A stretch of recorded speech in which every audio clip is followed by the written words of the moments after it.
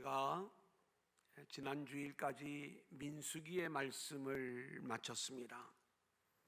이제 이번 주부터는 우리가 누가복음의 말씀을 함께 나누게 되는데, 우리가 너무나 오랜 기간 동안 구약의 말씀을 계속 진행해 왔기 때문에 우리가 누가복음, 그리고 누가복음과 연관된 사도행전까지의 말씀을 진행하고, 그리고 다시 우리가 신명기, 그리고 여호수아 이쪽으로 넘어가도록 하겠습니다.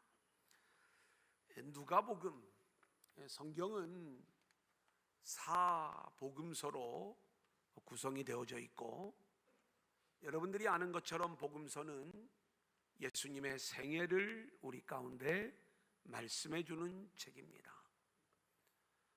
역사책들을 보면 한 사람에 대한 이야기를 그 역사가가 어떻게 기록하느냐에 따라서 그 사람을 긍정적으로 기록할 수도 있고 부정적으로 기록할 수도 있겠죠. 마찬가지로 예수님의 생애를 우리 가운데 말씀할 때 하나님께서는 우리가 어떻게 하면 예수님을 정확하게 알 수 있을까? 그래서 마태, 마가, 누가, 요한이라고 하는 4명의 저자를 통해서 예수님의 다양한 면들을 우리 가운데 보여주는 거예요. 그래서 우리는 이 사복음서에 나타난 예수님을 알아감으로 예수님이 우리에게 어떤 분이신지를 온전히 알 수 있는데, 특별히 이러한 구도는 하나님이 보여주시는 그림들이잖아요. 그래서 성경을 보면 성막을 만들 때에도 청색, 자색, 홍색, 그리고 가는 배실이라고 하는 흰색까지 4가지 색상의 실들이 주로 사용되어지는 것들을 보게 되고요. 그리고 천상에서 하나님의 일을 수행하는 4 생물에 대한 이야기가 나오는데, 이 4 생물의 모습을 보니까 사자 모양, 송아지 모양, 사람 모양, 그리고 독수리 모양을 설명해 주고 있습니다. 그런데 이러한 것들과 복음서가 연결이 되어지면서 4 생물, 4가지 색상, 그리고 4복음, 왜냐하면 이 모든 것들이 하나님이 보여주신 것들이기 때문에 그런 거죠. 그래서 우리는 이 사복음서의 특징이 무엇인가를 우리가 알고, 그리고 그 특징 속에 나타난 이 누가복음의 이야기를 우리가 읽어나갈 때, 이 누가복음이 이래서 이런 형식으로 기록이 되어졌다는 것을 우리가 이 누가복음을 공부하는 내내 함께 그러한 내용들을 확인하게 되게 될 것입니다. 자, 그러면 마태복음은 특별히 유대인을 위하여 유대인의 왕으로 오신 예수님을 설명하고 있는 말씀이고요. 왕의 복음서이다 보니까 동물 중에서는 4 생물 중에 사자가 여기에 해당하는 거예요. 그래서 사자복음서. 또 왕의 옷이 자색입니다. 청색, 홍색, 자색, 흰색 중에서 자색 복음서다, 이렇게 말씀을 드릴 수가 있는 것입니다. 마가복음은 섬김의 종으로 오신 예수님, 특별히 당신의 몸을 대속제물로 내어주시기 위해 오신 예수님이시기 때문에 이 마가복음을 우리가 흔히 송아지복음, 이 대속제물이죠. 그리고 이 피를 보여주는 홍색복음서다, 이렇게 말씀을 합니다. 물론 지금 제가 말씀을 드리는 것은 제가 발견해낸 게 아니라 초대교회 때부터 교부들의 이야기 속에 이런 연구들이 있어 왔던 내용들이에요.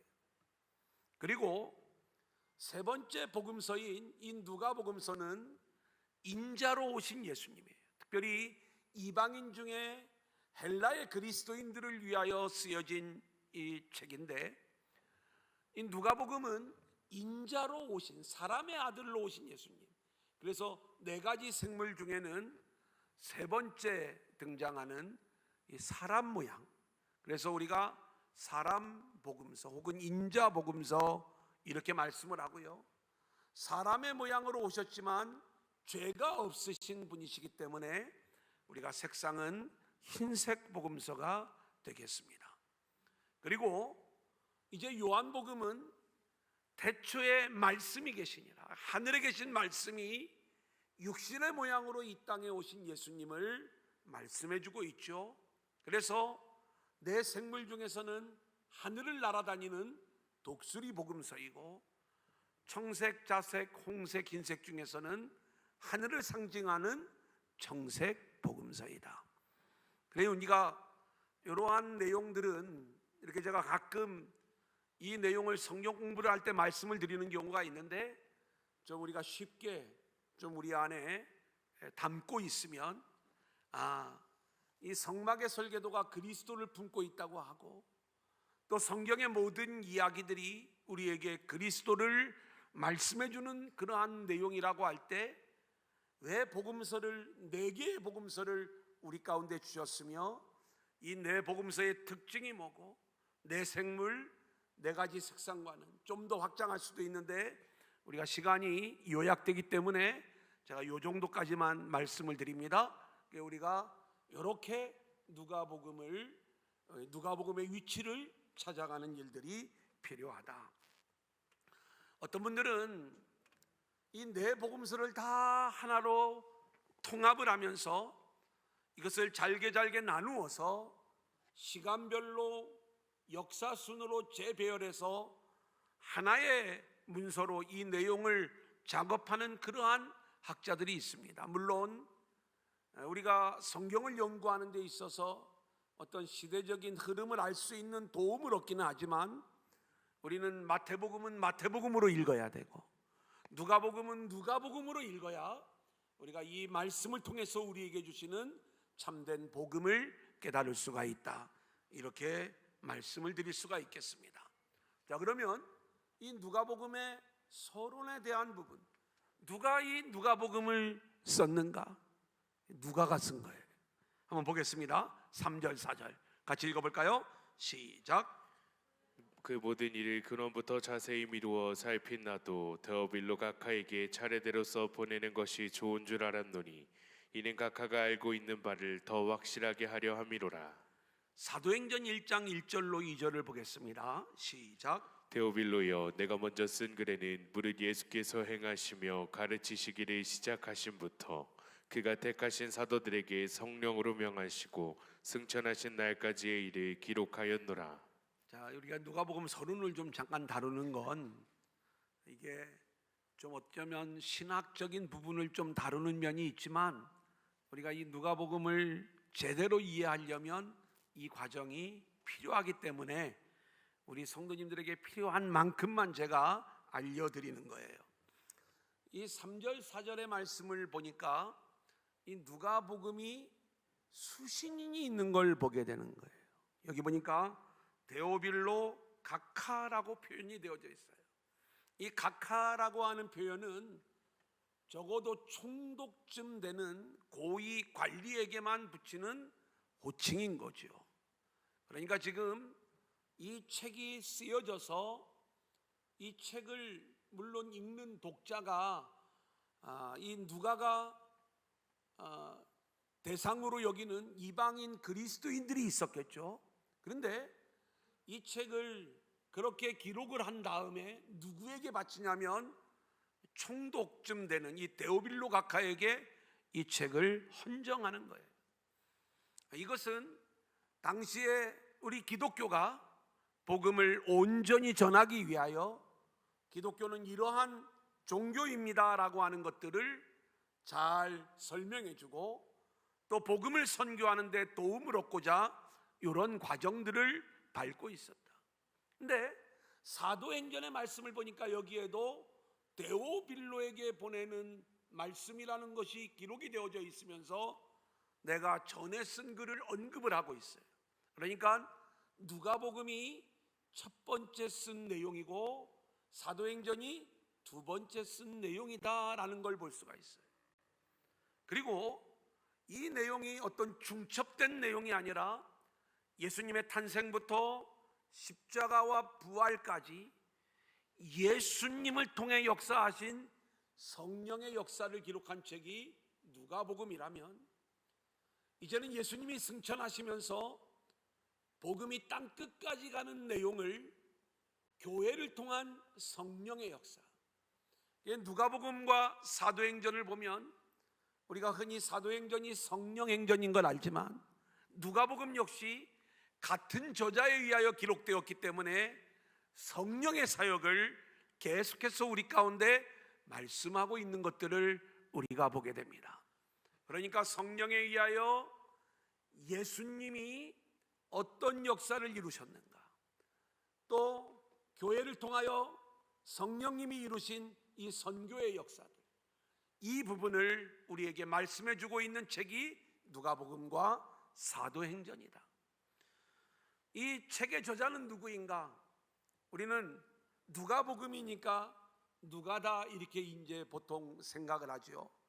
거기까지만 우리가 알면 됩니다. 학자들은 이러한 부분들에 대해서 다 퀘스천 마크를 붙여가면서 진짜 누가였을까? 뭐 이런 부분들을 자꾸 물어보고, 그래서 그들의 표현대로 누가 문서로 이 내용들을 분류하기도 하지만, 우리는 하나님이 인간 저자를 사용하셔서, 원래 이 말씀의 본질적인 저자는 하나님이시기 때문에 우리가 하나님이 누가를 사용하셔서 우리에게 이 말씀을 주셨다, 이렇게 생각을 하면 되겠습니다.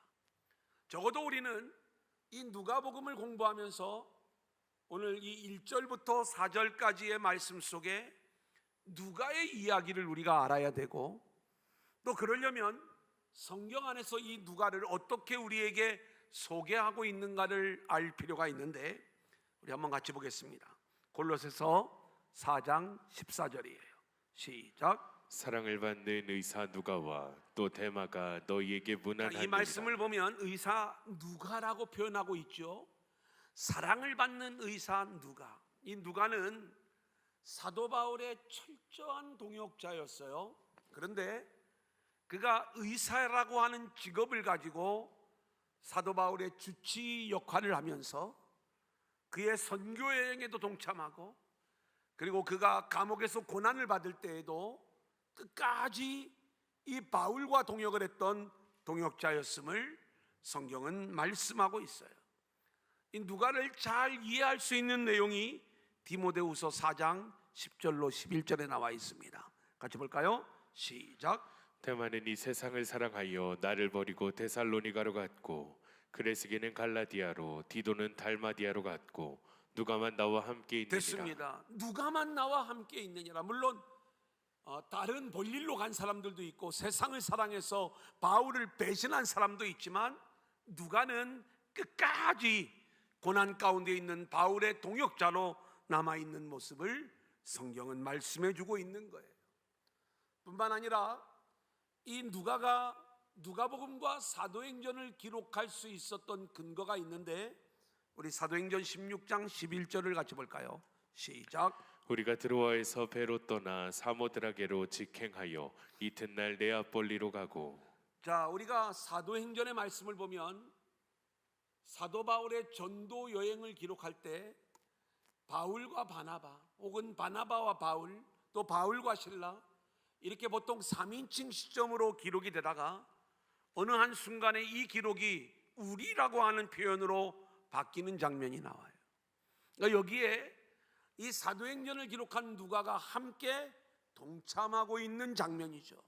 그러니까 사도 바울의 모든 전도 여행을 함께 동행한 건 아니지만 2차 전도 여행 때 사도 바울의 전도 여행에 동참해서 사도 바울과 함께 끝까지 그의 인생을 함께한 동역자의 모습으로 우리는 누가를 이해할 수가 있는 거예요. 그래서 누가는 이 누가복음과 사도행전을 기록할 수가 있었는데, 이 부분을 자신에게 임한 말씀의 은혜로 표현을 하고 있어요. 1절 2절 같이 볼까요? 우리 중에 시작. 우리 중에 이루어진 사실에 대하여 처음부터 목격자와 말씀의 일꾼된 자들이 전하여 준 그대로 내력을 저술하려고 붓을 든 사람이 많은지라. 저는 이 누가복음도 한 주에 한 장씩 이렇게 말씀을 전하려고 했어요. 그런데 제가 가급적 그렇게 좀 하려고 하지만 이 내용이 조금 더 자세히 갈 수는 있겠다, 이렇게 좀 생각이 되어집니다. 그래서 오늘 이 1장의 말씀을 준비하면서 누가의 이야기, 사가랴의 이야기, 그리고 마리아의 이야기까지 우리가 다루는 거예요. 어떤 공통점이 있을까? 묵상하는 가운데 이들은 하나님의 은혜를 받은 자들이었다. 그리고 이들이 받은 은혜의 공통점이 무엇일까? 그리고 하나님께서 이들을 통하여 어떤 일들을 이루어 가시는가? 이 부분을 생각하고자 하는 거예요. 특별히 이 누가에게는 어떤 은혜가 임했냐면 말씀의 은혜가 부어지는 것을 설명해 주고 있는데 1절에 보니까 우리 중에 이루어진 사실에 대하여, 지금 이 말씀의 내용이 뭐냐면 이 말씀으로 말미암아 우리 안에 어떤 일이 이루어졌다는 거예요. 그 일이 어떤 일일까요?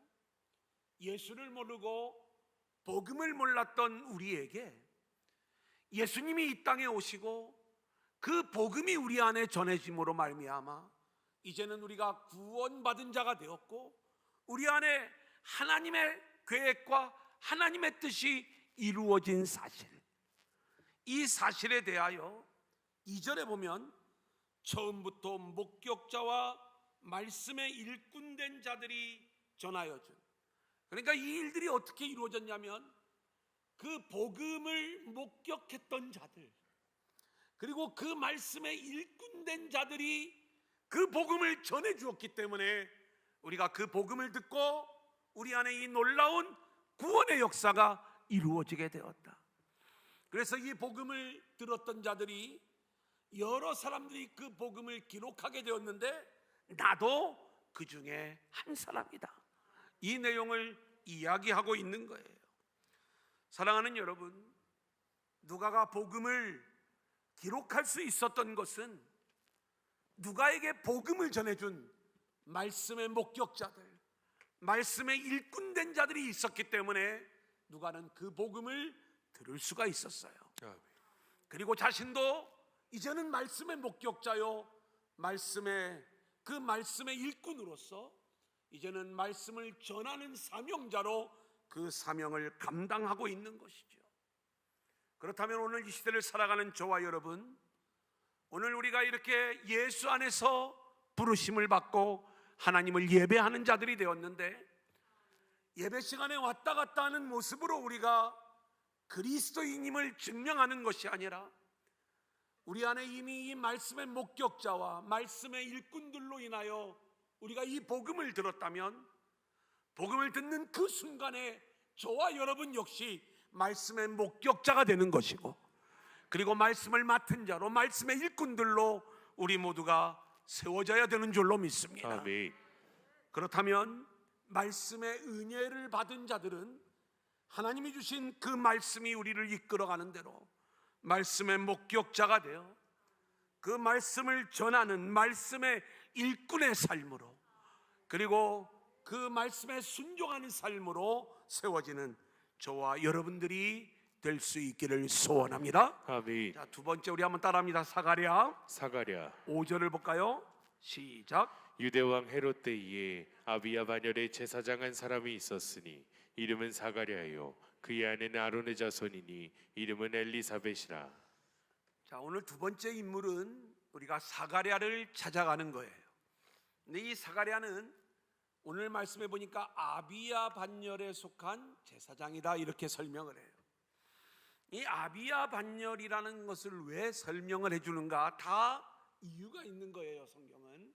그리고 이 사가랴라고 하는 사람이 레위 자손으로서 제사장이 되었는데 아비야 반열에 속한 제사장이고, 그의 아내 엘리사벳 역시 아론의 자손인데 레위 지파라는 얘기죠. 그런데 이 둘이 결혼을 하고 아름다운 신앙의 가정을 이룬 모습이에요. 자, 그런데 우리가 오늘 알아야 될 것이 있어요. 지금 사가랴의 이야기를 꺼내는 것은, 우리가 미리 좀 뒷부분을 말씀을 드리면, 사가랴와 엘리사벳을 통해서 세례 요한이 출생하는 말씀이에요.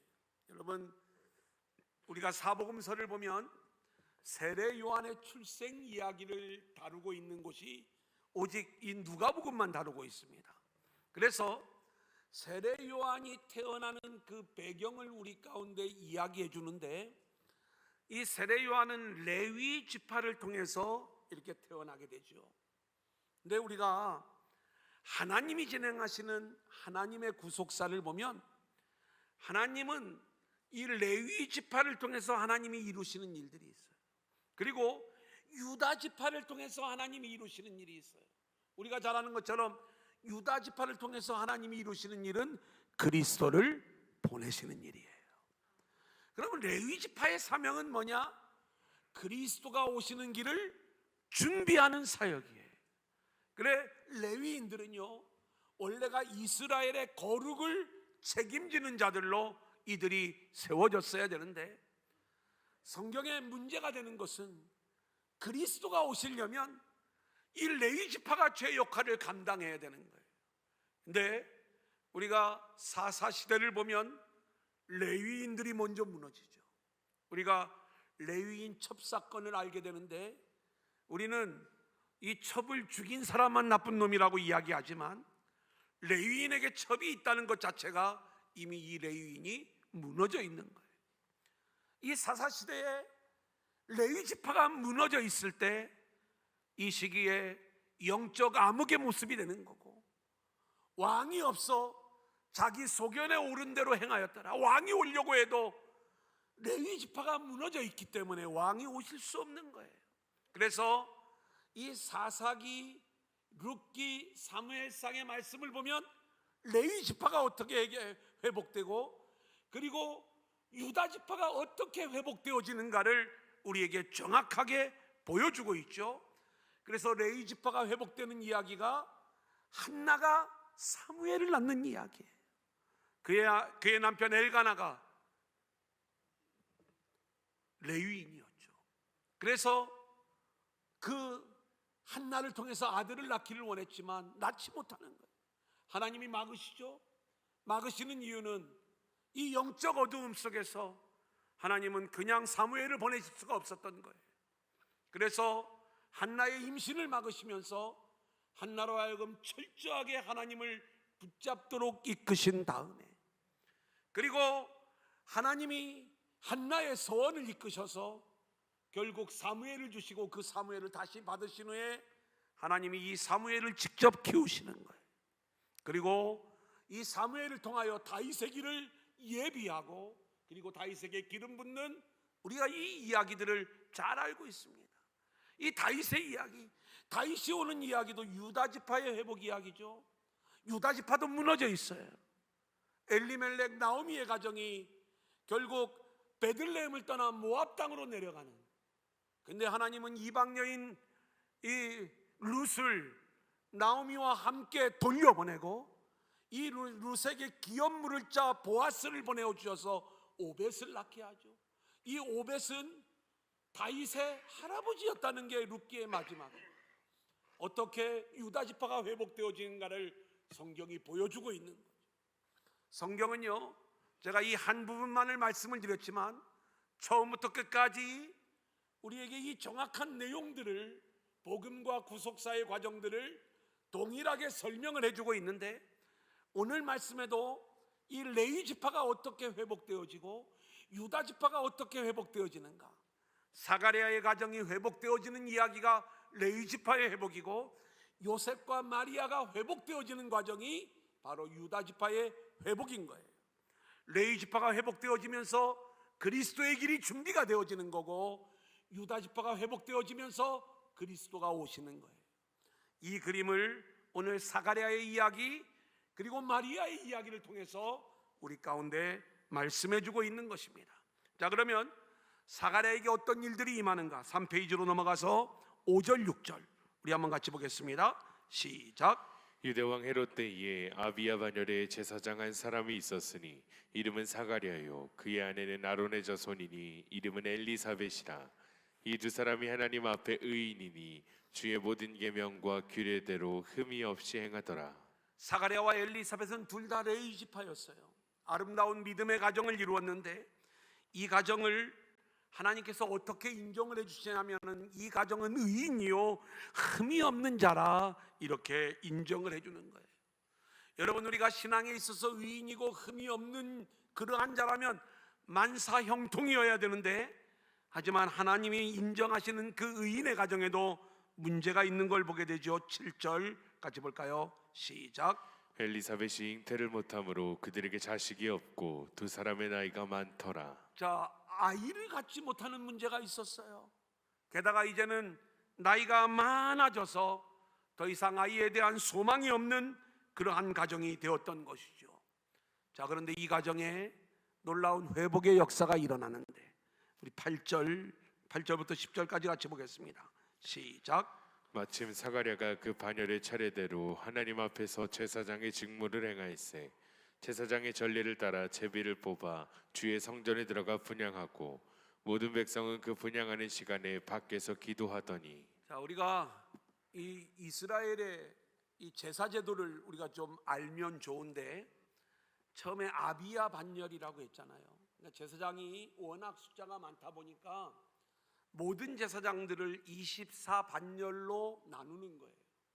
그래서 이 24반열이 1년에 2차례 돌아갑니다. 그러면 지금 사가랴는 아비야 반열에 속해 있잖아요. 그래서 아비야 반열 차례가 올 때까지 기다려야 돼요. 그러면 이제 우리 반열 차례가 됐어요. 그런데 이 아비야 반열에도 적어도 1000명 이상의 제사장이 있기 때문에 또 제비를 뽑는 거예요. 그래서 제비에 뽑힌 사람이 성전에 들어가서 분향을 하면서 제사장의 직무를 감당하는 모습으로 이스라엘의 예배제도, 제사제도가 그렇게 흘러가고 있었던 모양입니다. 자, 그러면 오늘 말씀에 보니까 마침 그랬어요. 마침. 이건 그냥 우연히 이루어진 일이 아니라 하나님께서 이제 하나님의 역사를 이룰 때가 되셔서 아비야 반열에 속한 사가랴가 이 아비야 반열의 차례가 왔을 때 제비가 딱 뽑힌 거예요. 그래서 성전에 들어가는 겁니다. 일생의 영광이겠죠. 들어가서 제사장의 직무를 수행하는데 어떤 일이 일어나는가? 주의 사자가 떡하니 나타나는 거예요. 11절부터 13절까지의 말씀입니다. 시작. 주의 사자가 그에게 나타나 향단 우편에 선지라. 사가랴가 보고 놀라며 무서워하니 천사가 그에게 이르되 사가랴여 무서워하지 말라. 너의 간구함이 들린지라.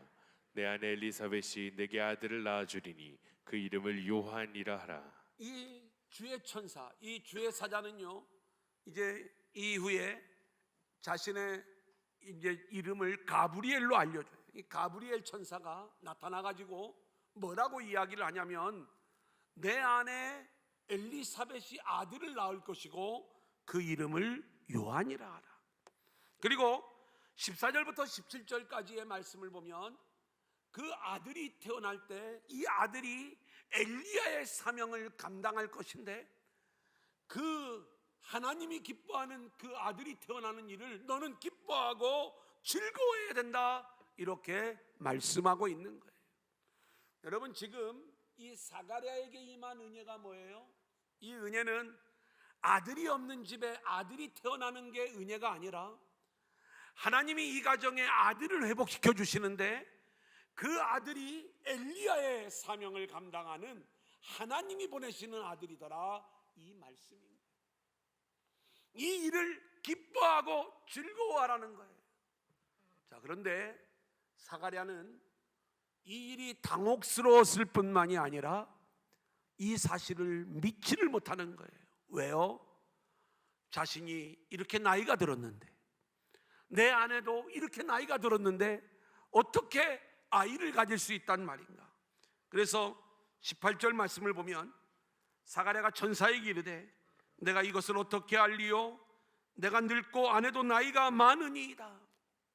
여러분, 사가랴는 의인이요, 흠이 없는 자라고 불리웠음에도 불구하고 하나님이 천사를 보내어 말씀을 하시는데 그 말씀을 온전히 믿지 못하는 그러한 모습이죠. 네, 하나님은 이 모든 일들을 하나님의 원래의 계획대로 은혜로 완성해 주는 모습을 보이는데, 먼저 20절을 볼까요? 보라, 시작. 보라, 이 일이 되는 날까지 내가 말 못하는 자가 되어 능히 말을 못하리니 이는 내가 내 말을 믿지 아니함이거니와 때가 이르면 내 말이 이루어지리라 하더라. 여러분, 원래 하나님의 계획은 무엇이었어요?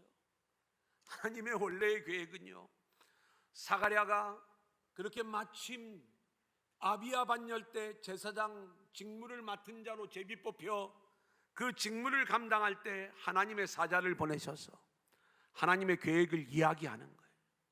그러면 사가랴는 아멘으로 순종하면서 아내와 함께 이 세례 요한의 출생을 준비하고 기다리고 또 그날을 기뻐하고 이 모양으로 이루어지는 모습을 하나님이 기대하셨을 것 아닙니까? 근데 아무리 의인이라 할지라도 인간은 이렇게 연약한 거예요. 여러분, 사가랴가 의인으로 인정받는 건 전적인 하나님의 은혜지 한 개인의 어떤 실력으로 우리가 의인임을 인정받을 수 있는 게 아니라는 것을 성경은 말씀해 주고 있는 것입니다. 그래서 이 사가랴가 두려움 속에서 또는 불신앙 속에서 이 말씀을 믿지 못할 때 하나님은 이 사가랴의 입을 막아버리시는 거예요. 여러분, 이게 또 은혜입니다. 여러분, 한번 생각해 보세요. 내가 제사장 직무를 감당하고 왔는데 어떤 일이 벌어져요? 하나님이 입을 막아버리셨어요. 말을 안 하는 거예요. 못하는 거예요. 사람들이 도대체 무슨 일이 있었을까? 자, 그런데 이제 이 사가랴는 아는 거죠.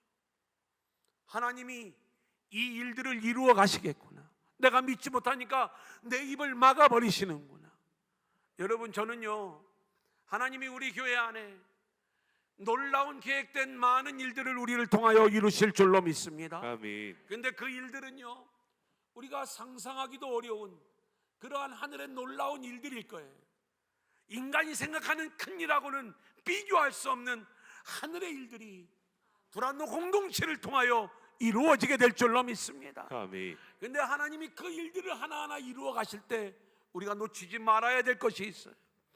내 믿음이 그것이 믿어지지 않으면 우리는 우리도 모르는 사이에 내 입술로 그 일들을 원망하거나 부정적으로 이야기하고 회방하는 말을 하게끔 되어 있는 거예요. 하나님이 사가랴의 입을 막으신 것은 그의 입술로 범죄하지 않도록, 그리고 그가 침묵 속에 하나님이 하시는 일들을 온전히 기다리도록, 그의 부정적인 입술로 하나님이 하시는 일들을 방해하지 아니하도록 하나님이 은혜 가운데 이 일을 완성할 수 있도록 사가랴의 믿음 없음을 도와주시는 거예요. 오늘 우리들에게도 항상 좋은 일들만 있을 수 있는 게 아니에요. 때로는 하나님이 우리에게 어려운 일들을 주실 수가 있어요. 근데 그 어려운 일은 어려운 일로 끝나는 게 아니라 그 어려운 일들 가운데서 하나님은 우리로 하여금 침묵 가운데 하나님만 바라보게 하시면서 하나님의 일을 기대하게 하시는 거예요. 지금 이 사가랴는 분명히 그 내용을 알고 있어요. 아, 하나님이 우리 가정에 아들을 주시겠구나. 그리고 그 아들은 요한이라고 이름을 해야 되겠구나. 실제로 이제 어떤 일이 벌어지는가? 62절로 64절 같이 읽겠습니다. 시작. 그의 아버지께 몸짓하여 무엇으로 이름을 지으려 하는가 물으니 그가 서판을 달라 하여 그 이름을 요한이라 쓰매 다 놀랍게 여기더라. 이에 그 입이 곧 열리고 혀가 풀리며 말을 하여 하나님을 찬송하니. 예, 오늘 이 말씀을 보니까 사가랴는 하나님께서 그의 입을 닫게 하신 그 순간부터 이제는 진짜 하나님이 살아계셔서 이 일들을 이루시려는 모양이다. 그리고 엘리사벳을 통해서 아들을 낳으면 그 아들을 반드시 요한이라고 불러야 되겠다. 그리고 그 아들이 태어난 후에 정말로 기뻐하면서 성령이 충만한 가운데 하나님이 하신 일들을 즐거워하며 노래하는 이 이야기를 성경은 우리 가운데 말씀해 주고 있는 거예요. 여러분, 사가랴에게 하나님의 은혜가 임합니다. 겉으로 볼 적에는 아들이 없는 그 가정에 아들이 임하는 그러한 내용이지만 실제로 하나님은 이 레위 지파의 회복을 통해서 그리스도의 길을 준비하는 이 어마어마한 은혜를 내리시고자 하는 거예요.